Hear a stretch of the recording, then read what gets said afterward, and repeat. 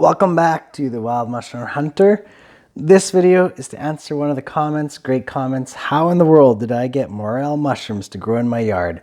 Well, these are a few things that I did that may have increased the chances of me actually getting a couple morels this spring, and I'm hoping more in the future.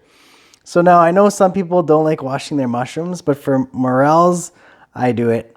And I rinse them off quick to get all the grit and needles off them, and I pop them in the dryer.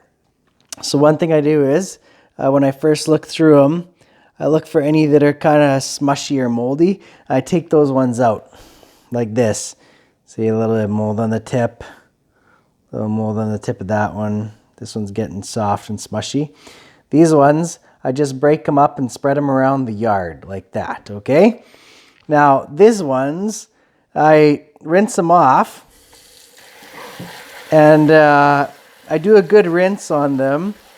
I swirl them around a bit, and then I take them out and I let them drip dry off before I put them in the dryer. And then that water, I save it, and that is what I'll show you a little bit later. That's another method. I take that water around the yard to areas that I think might be good and dump it out. So I'll show you where I do that. And a third method is, I'm not sure if this works or not, but you'll notice your dryer, when you dry them on a low, slow heat, the mushrooms release a lot of spores. I think this is spores. All this white stuff is, I believe, spores. And I think if you are drying at a low enough heat, these spores are probably still viable. I mean, I'm not a mushroom expert, but I'm just showing you what I did, and it seemed to work. So you take a little bit of a wet paper towel, and you can wipe this stuff off, okay? Just wipe it off. It comes off pretty easy. Wipe a whole tray down, okay? And then this paper towel will get nice and tan brown, okay? You see it's got the spores all over it. And here's another one I just did. So you have this. These are like loaded with spores probably.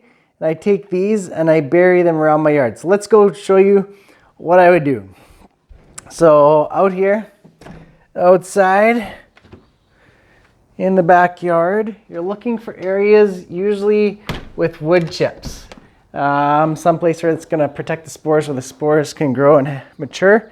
And so all around my yard, I have wood chips sprayed. So you know that bowl of water? So I would just dump it along here anywhere, spray it along, especially around the trees, because mushrooms sometimes have symbiotic relationship with the trees. So I dump it around there, splash some around there.